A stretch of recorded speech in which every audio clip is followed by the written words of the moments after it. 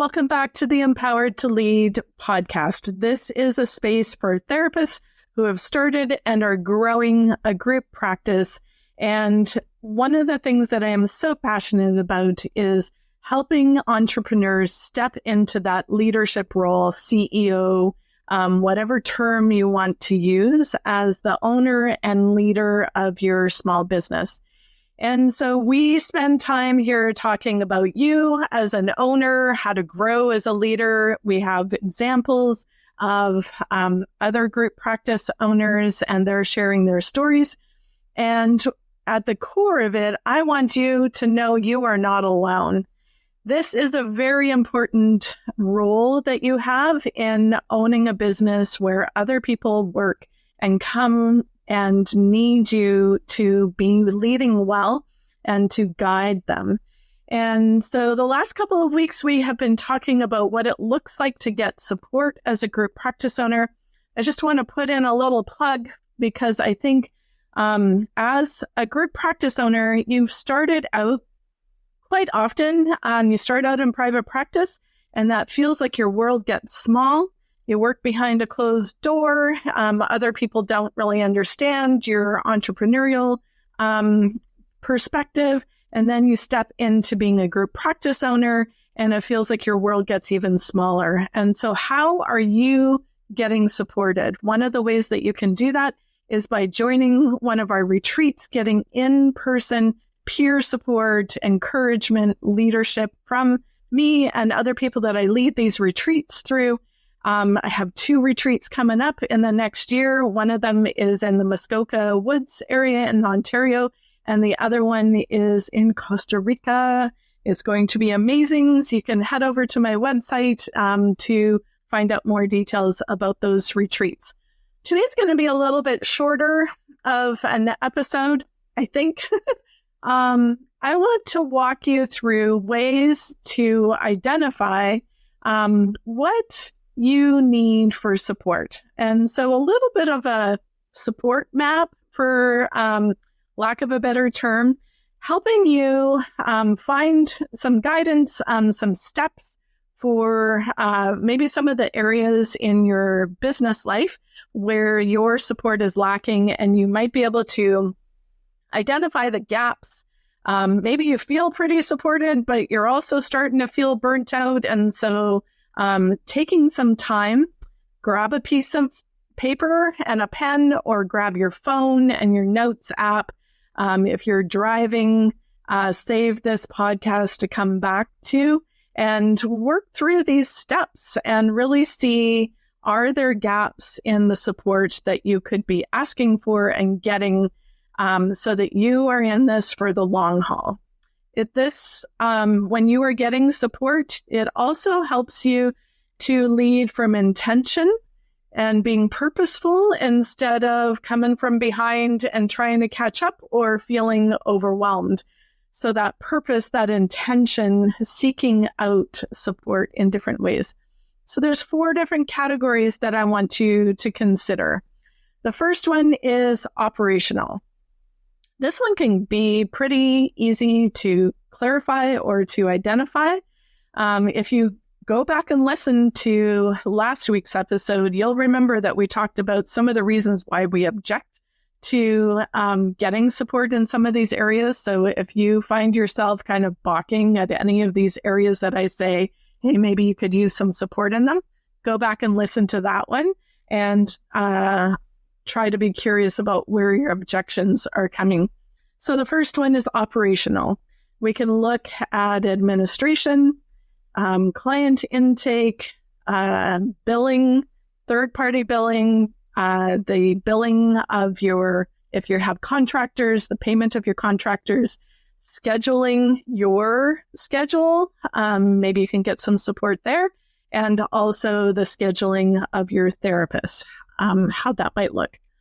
Another area that you could use some support in is clinical and supervision and consultation.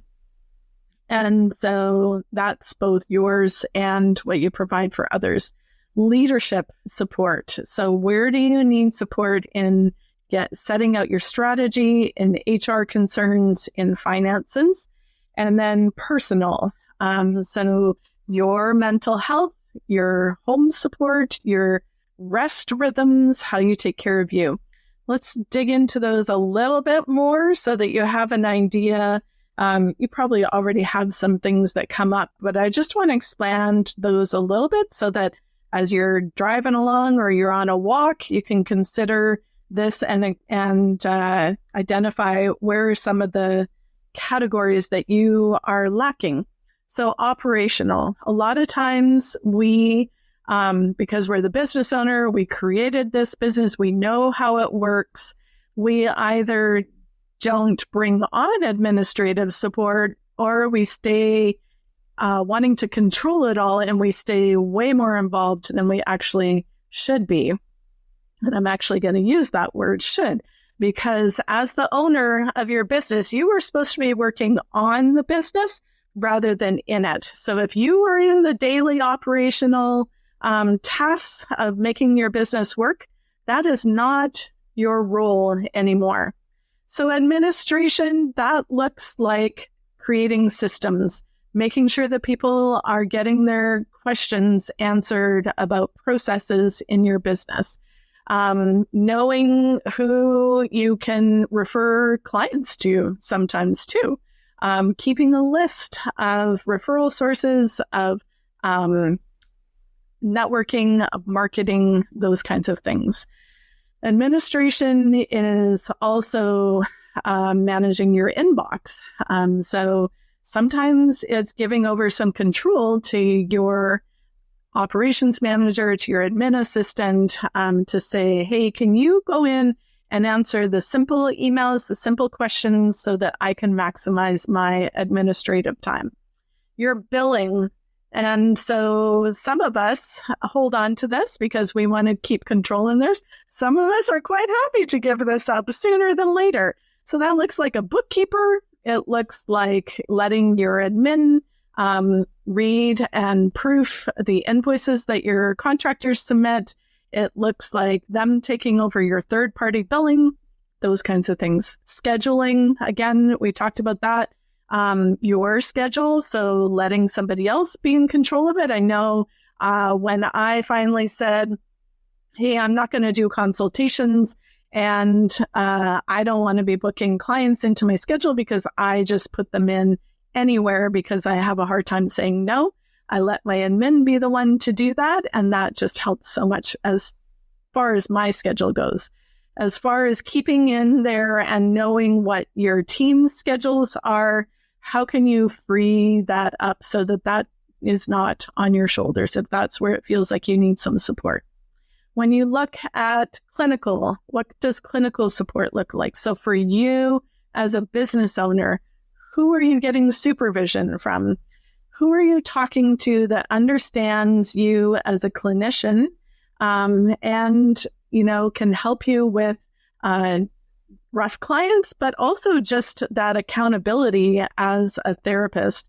If you are still seeing clients, I would say that I would really encourage you to be getting some support that way.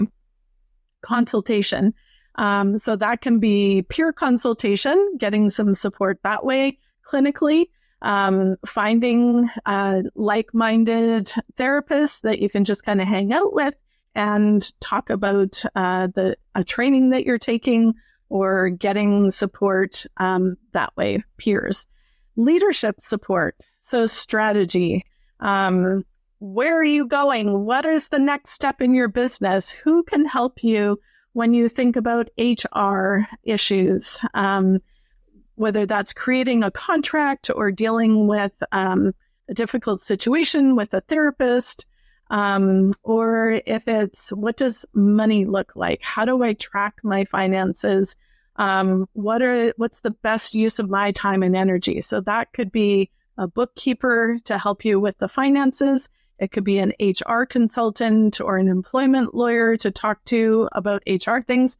Rather than just throwing out a question on Facebook to get an answer, go to the source to get it related to your specific company and also the right steps forward so you don't get yourself in trouble. Strategy could be bringing on a coach I love doing that, helping people figure out the next step forward. And I think sometimes getting someone who has that third party view or that like overview and not the investment in what your decisions mean for anybody related can just help so much.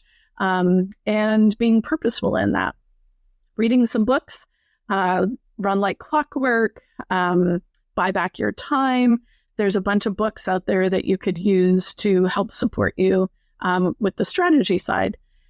Personal. So are you getting your own counseling? Are you taking care of your mental health? Are you taking breaks?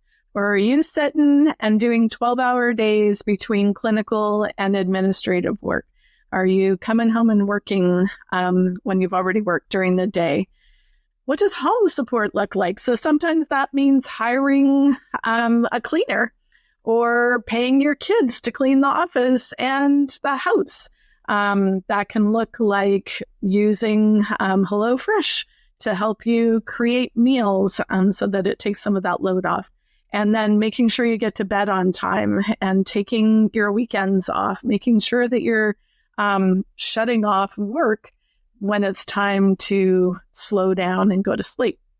So now, as you have considered each of those areas, so you're considering operational support, clinical support, leadership support, and personal support. Now you want to map it out. For each of those areas, I want you to ask yourself, what are you currently doing? What kind of support are you currently receiving? What is someone else doing? So in each of those areas, maybe you have already delegated and you've already got support. What are other people doing in each of those areas? What needs a place? So maybe as I listed those areas that you could be getting support, you're like, and this piece feels really big. So where does that need to go? What needs a place? And then what's missing?